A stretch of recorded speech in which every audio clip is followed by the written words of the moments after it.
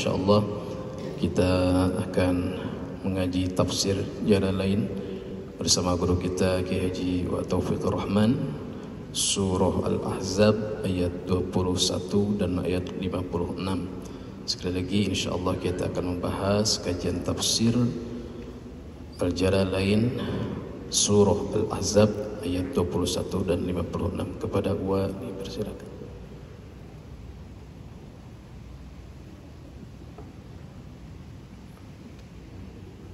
Assalamualaikum warahmatullahi wabarakatuh. Bismillah, alhamdulillah, wassalatu wassalamu ala rasulillah Muhammad bin Abdullah wa ala alihi wa sahbihi wa mawalah, amma ba'du. Rabbi syrah li sadri wa yassir li amri wahlul 'uqdatam min lisani yafqahu qawli. Rabbana iftah bainana wa baina qaumina bil haqqi wa anta khairul fatihin. Allahumma arinal haqqa haqqan warzuqna ittiba'ah wa arinal batila batila warzuqna ijtinabah. Walhamdulillahi rabbil alamin. Hadaratul kiram, jamaah Masjid Az-Zikra yang dimuliakan Allah Subhanahu wa taala, juga yang mulia keluarga besar almarhum Bapak Arifin Ilham, Ustaz Arifin Ilham dan keluarganya. Hadirin kaum muslimin, mari kita baca syukur, muji syukur kehadirat Allah Subhanahu wa taala bahwa kita pada subuh ini masih bisa melaksanakan sholat di masjid berjamaah. Mohon maaf batuk ya. Hadirin kaum muslimin, dan juga alhamdulillah bapak-bapak masih istiqomah mengikuti pengajian rutin setiap subuh, ba'da subuh, di mana ternyata ada hadis mengatakan barang siapa yang sholat berjamaah kemudian mengkaji satu ayat atau dua ayat, maka itu lebih baik daripada 100 rakaat sholat sunat, bisa mengalahkan 100 rakaat sunnah. Bahkan dulu di Madinah, saking pentingnya thalabul ilmu ini, begadangnya itu begadang bahsul masail terus gitu kan. Bahkan ada orang ngaji terus tapi nggak sampai sholat tahajud. Kenapa? Dia meyakini bahwa thalabul ilmu ini lebih dahsyat daripada sholat sunat gitu, mengikuti sunnah. Maka yang biasa orang sholat tahiyatul masjid, kemudian di masjid sudah berjalan halaqah, maka disunatkan duduk membaca subhanallah walhamdulillah wala ilaha illallah wallahu akbar kafarah untuk menggantikan sholat tahiyatul masjid. Maka orang yang paham tuh enggak sholat sunat tahiyatul masjid lah kalau ada lagi pengajian, karena tahu pentingnya mendengarkan bagaimana pentingnya ilmu gitu. Alhamdulillah di masjid kita itu kaya dengan guru ya. Ada guru fikihnya, ada sirahnya, ada guru tauhidnya, ada guru tasawufnya, ada. Alhamdulillah.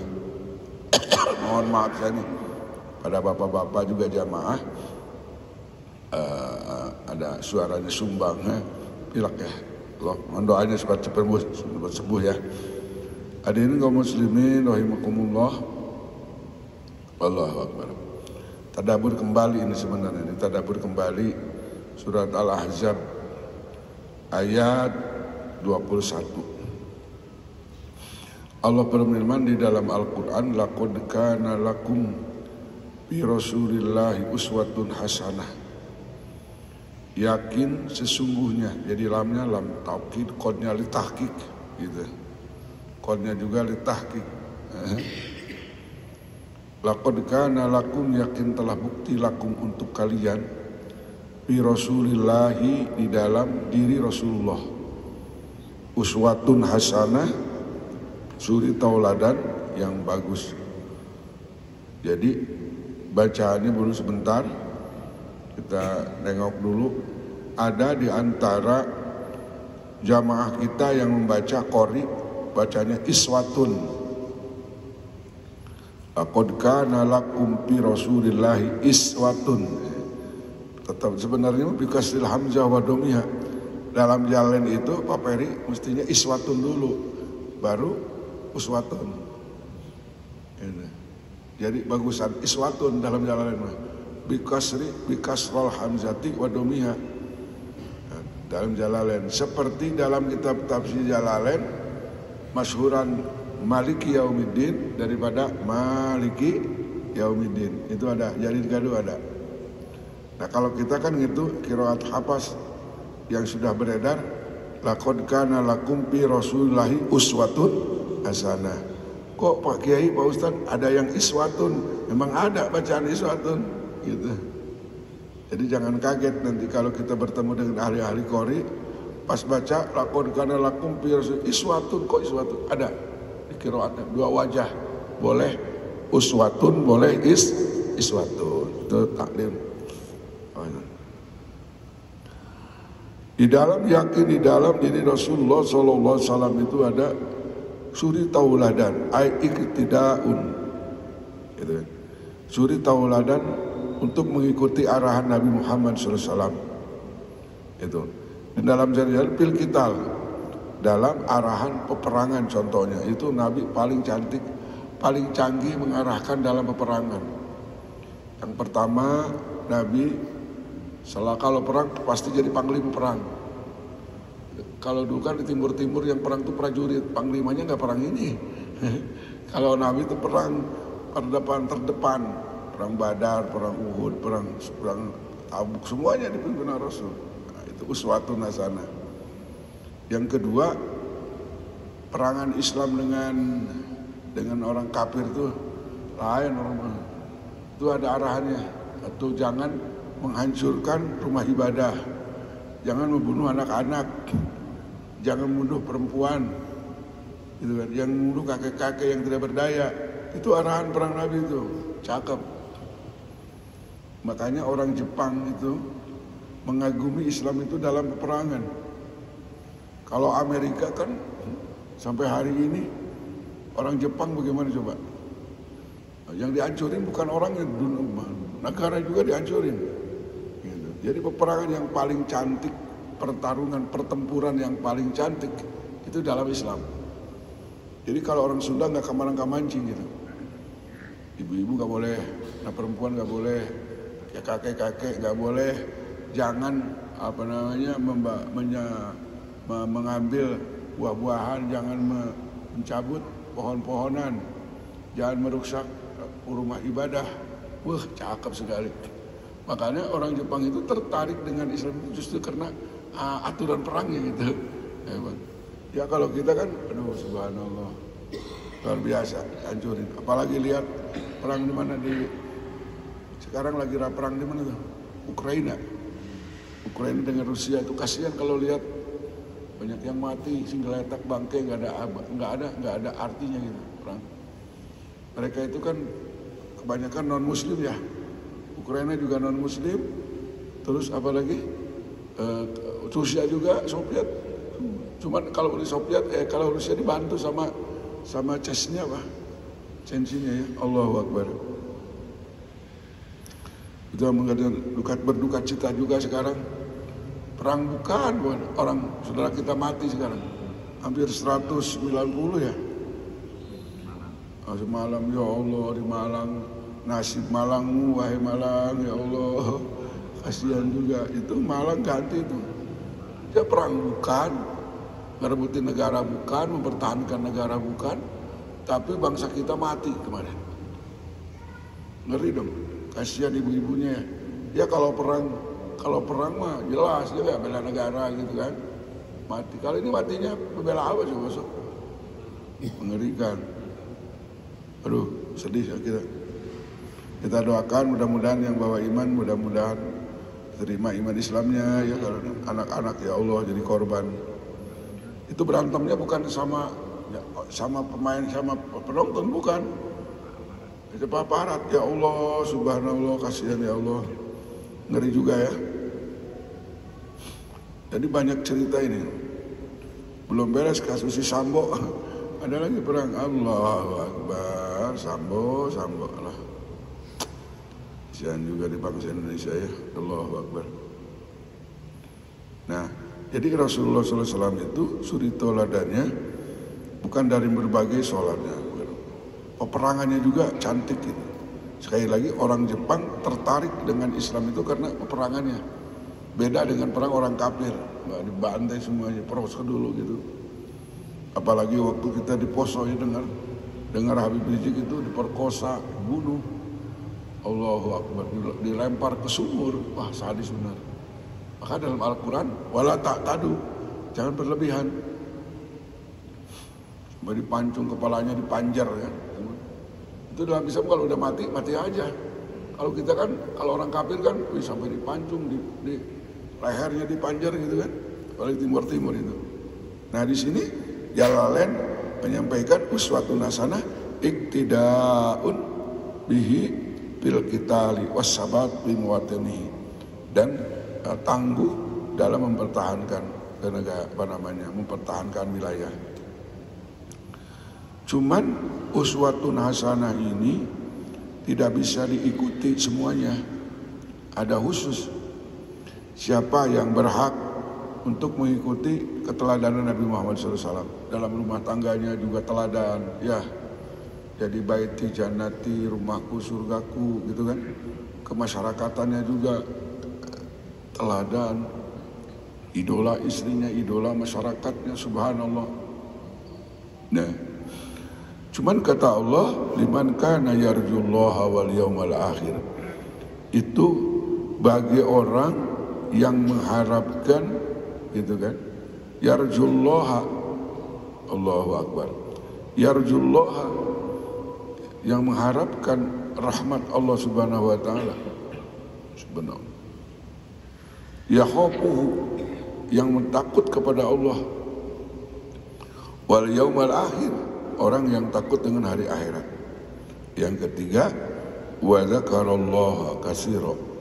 Orang yang berhak berteladan kepada Nabi itu pertama yang takut kepada Allah, yang percaya kepada hari akhirat, dan yang selalu berzikir kepada Allah Subhanahu wa taala. Bihilafi man laisa kadzalik.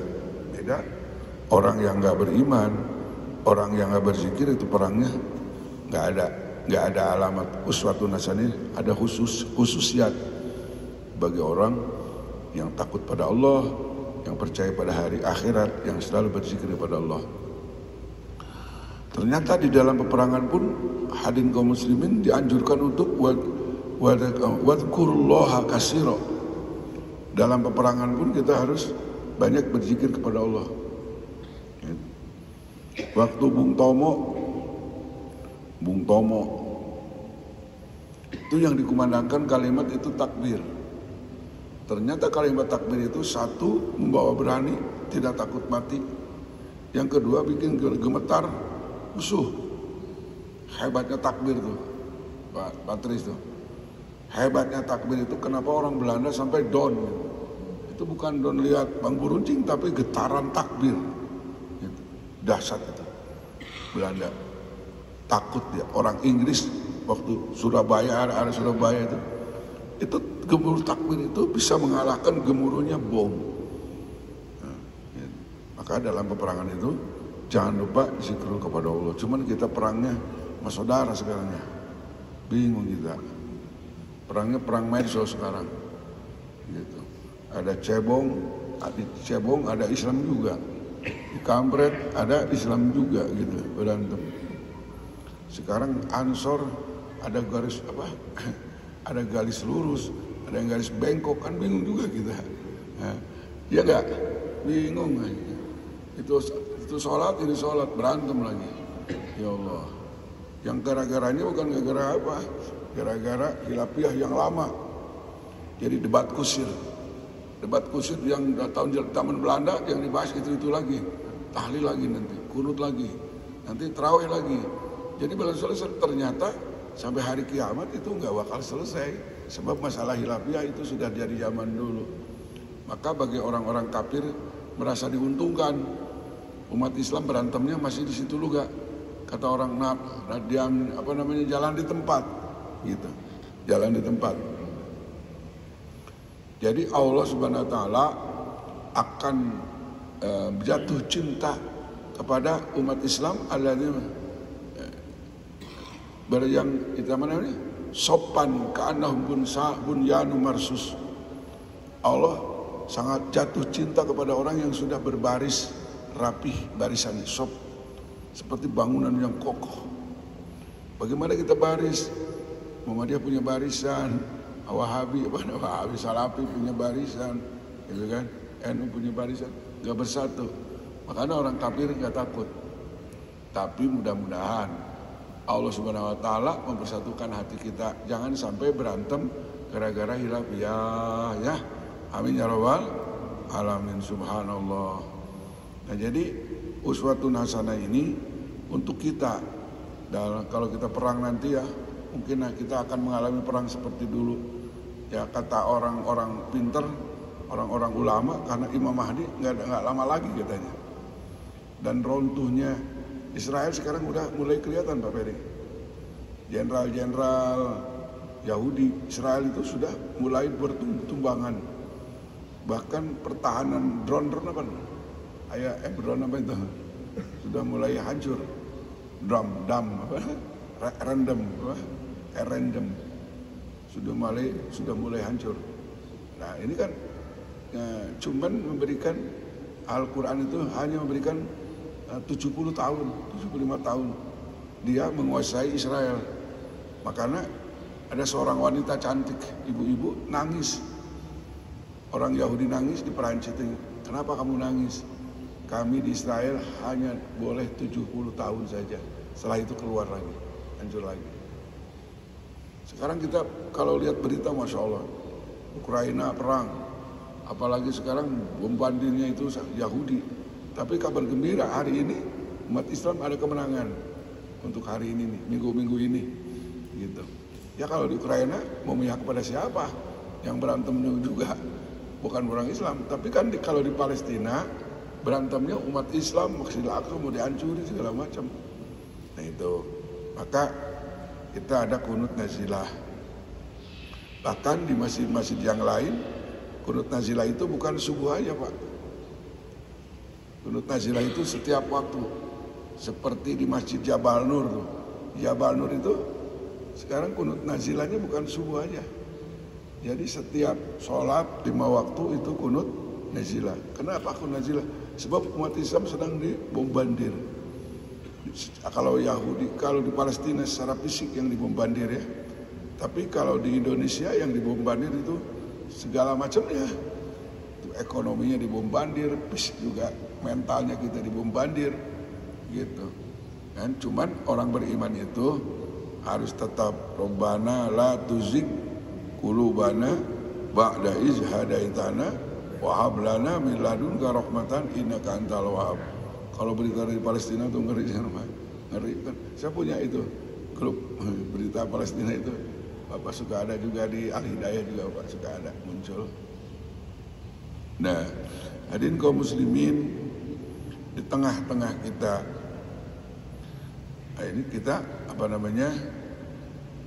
benar-benar pada saat ini kita harus banyak waspada. Kesatuan dan persatuan dijaga. Jangan sampai kita terlena dalam perpecahan hilafiyah dan pada hakikatnya menguntungkan orang-orang kafir yang akan menguasai negeri kita. Nauzubillahi min dzalik. Hadirin kaum muslimin, ayat selanjutnya, walamma ra'al mu'minuna al-ahzab. Ketika orang-orang beriman melihat pasukan Ahzab itu, kalau dalam sekarang itu multinasional, tentara sekutu, itu digabung untuk menghancurkan kota Madinah. Berapa jumlahnya? 10.000. Siapa pemimpinnya itu siapa? Pemimpin perangnya mertua Nabi. Waktu itu bulan Islam, Abu Sufyan, Pak.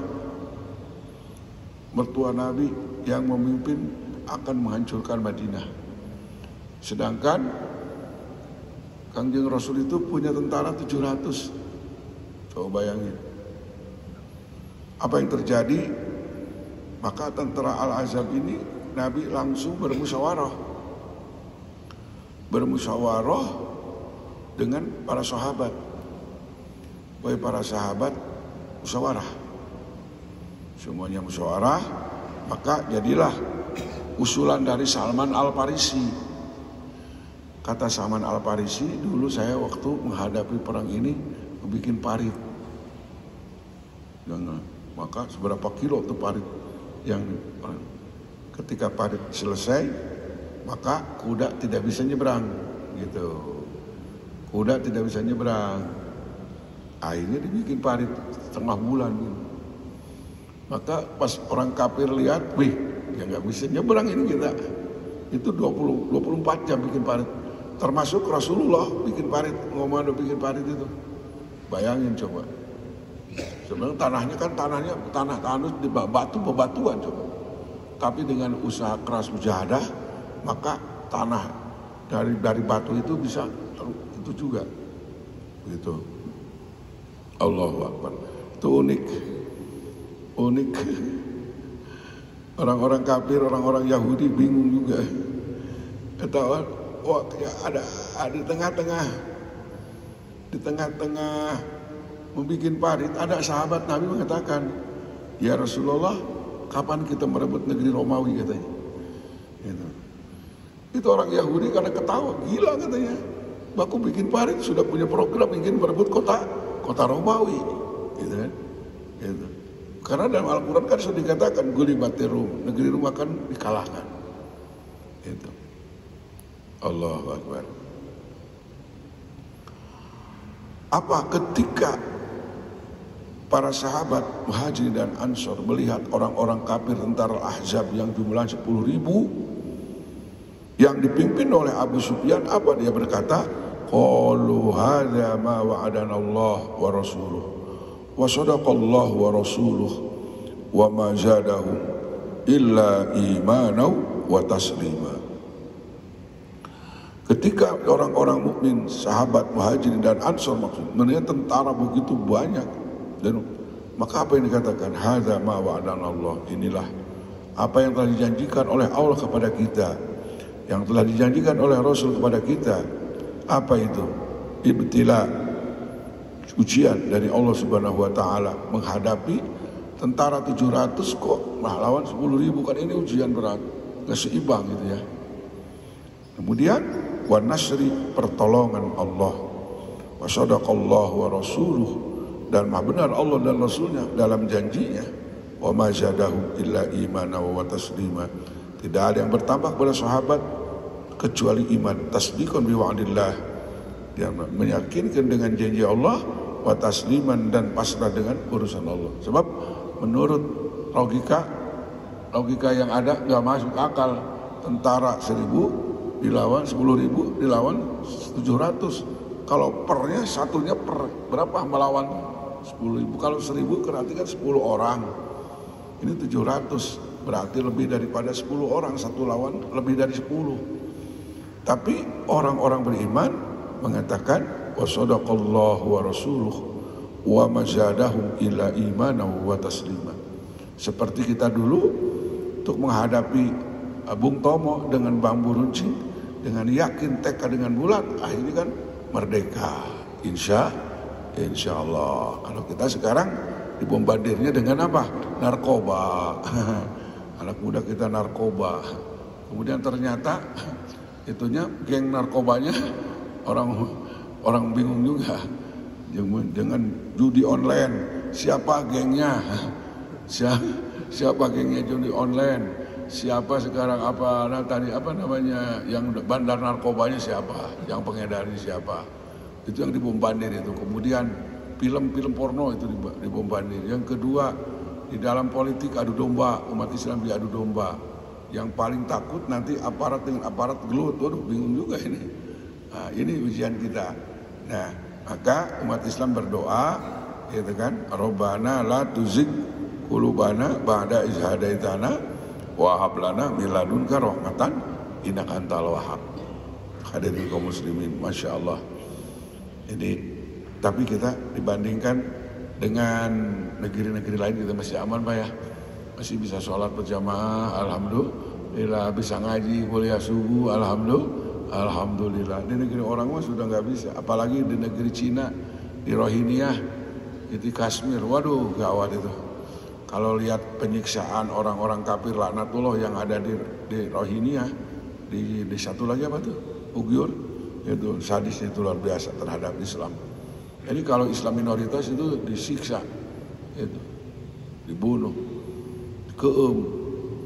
Tapi di Brunei orang-orang kafir aman aja.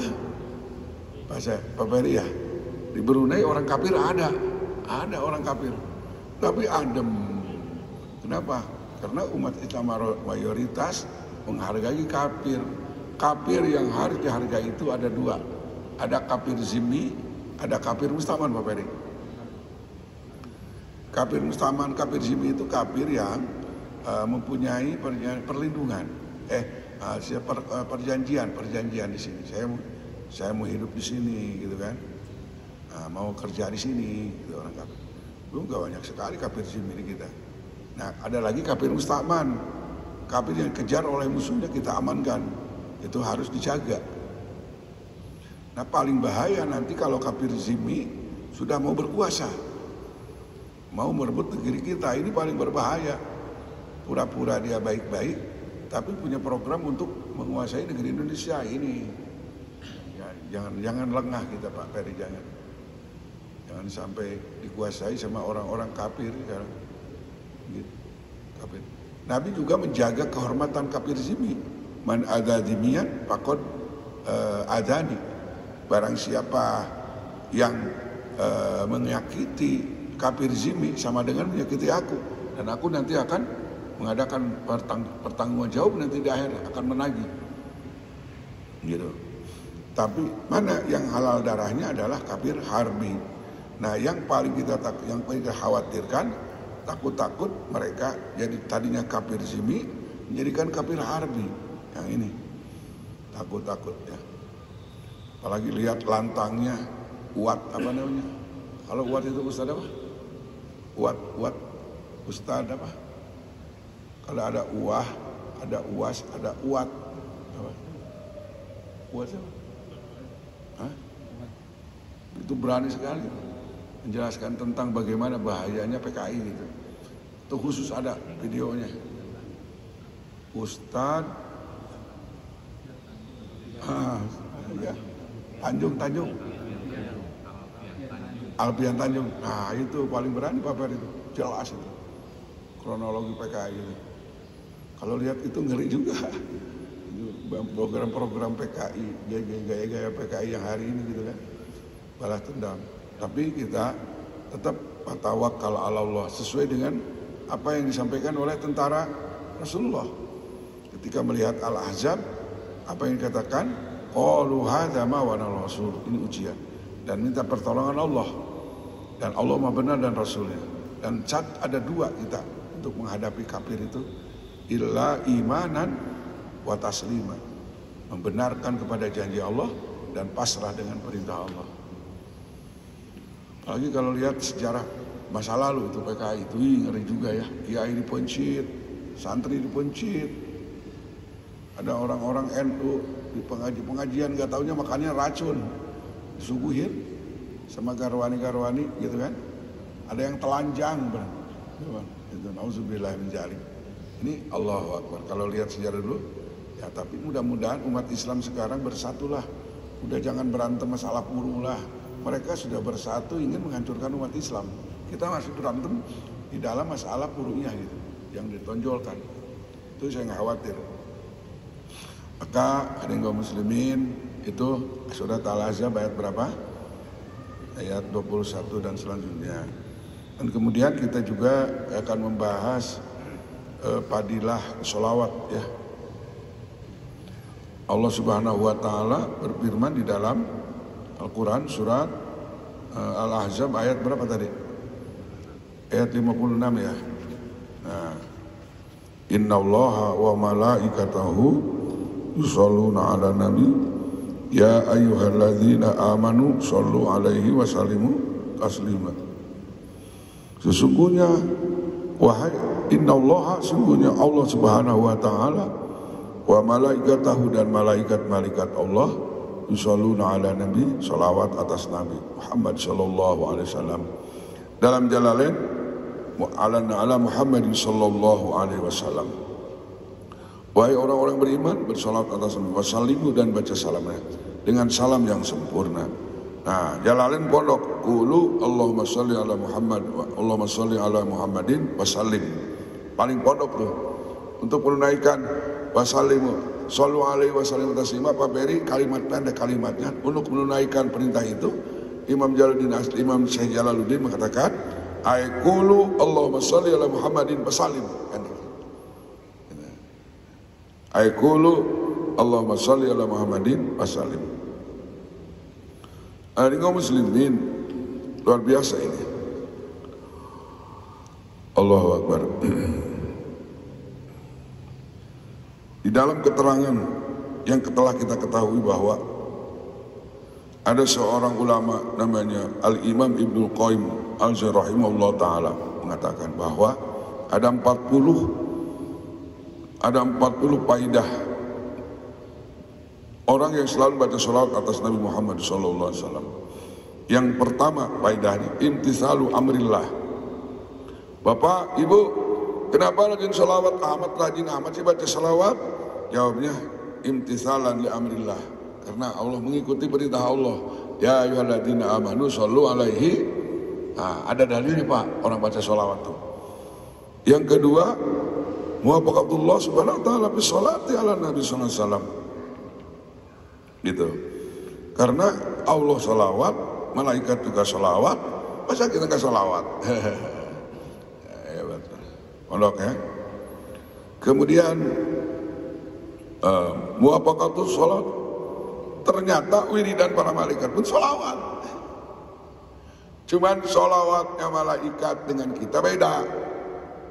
Allah sholawatnya beda, malaikat juga beda. Kalau sholawat Gusti Allah rahmat, wa ma arsalnaka illa rahmatan lil alam. Kalau sholawatnya malaikat yastaghfirunahu, memohon ampun setiap satu pada Nabi. Kalau sholawatnya kita Allahumma sholli wa sallim ala sayyidina Muhammad. Muwafaqatun lil malaikat ya. Oh, ternyata malaikat ada sholawat. Yang keempat tadi al-husulu ala asr sholawati minallahi alal musalli marratan wahidah. Nah, manfaat baca sholawat satu kali, maka kalau jamaah haji kalau baca sholawat satu kali berarti mendapatkan sholawat 10 kali. Nah, Allahumma sholli ala sayyidina Muhammad. Ya Allah berikan rahmat ya Allah 10 kali jawabnya. Allahu Akbar. Luar biasa. Kehebatan orang baca sholawat akan diangkat seorang hamba dengan baca sholawat 10 derajat. 10 derajat. Kemudian apa lagi?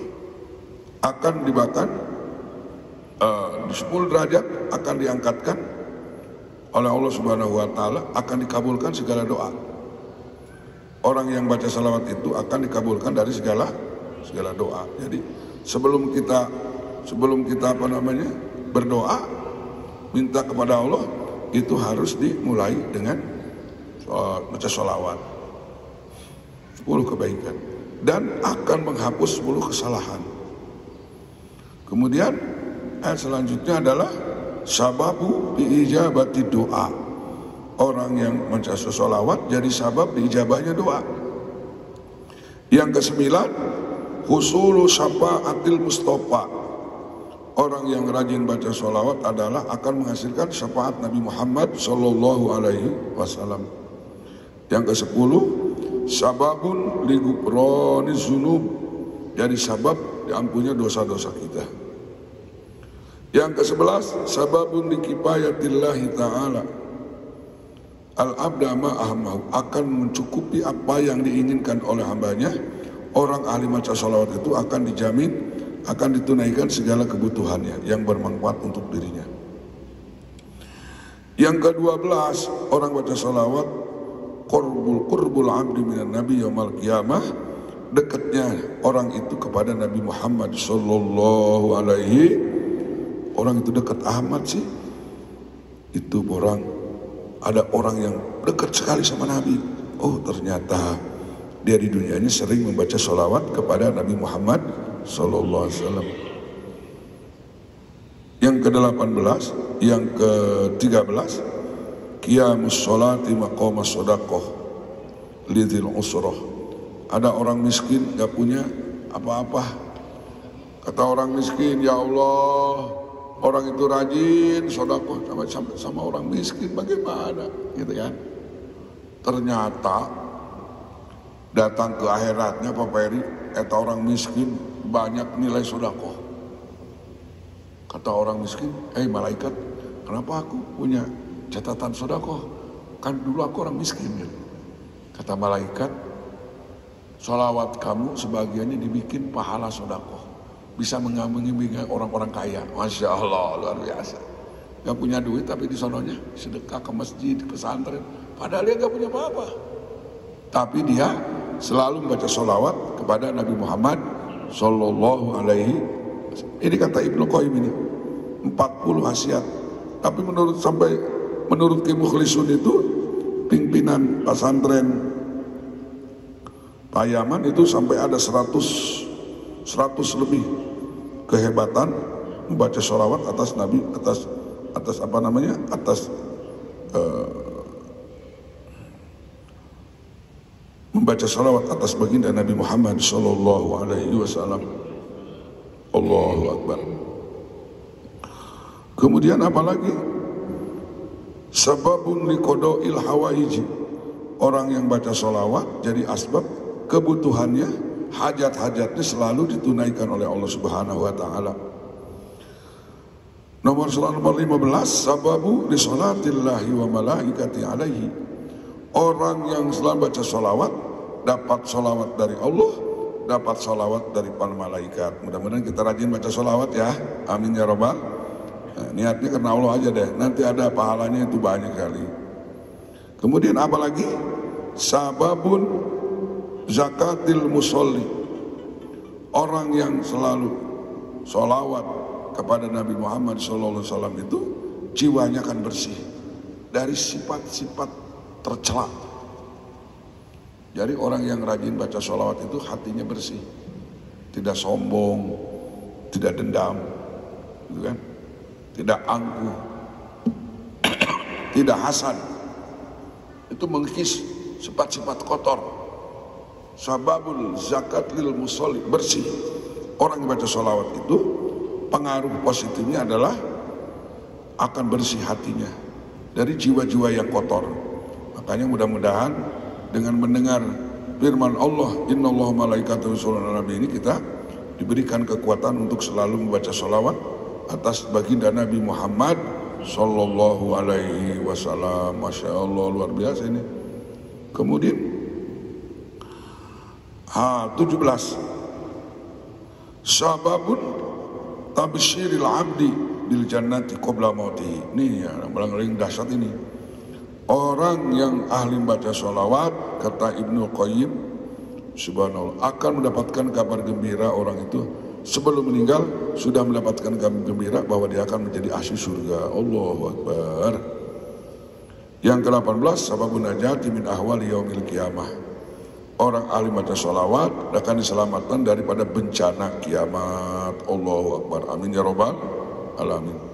Apalagi? Yang ke-19, sababu tazkiril abdi ma nasyahu. Jadi sabab untuk mengingatkan seorang hamba apa yang dia lupa. Ahli baca sholawat itu gara-gara kita ahli baca sholawat, teman kita jadi baca sholawat. Kenapa sih kamu rajin baca sholawat?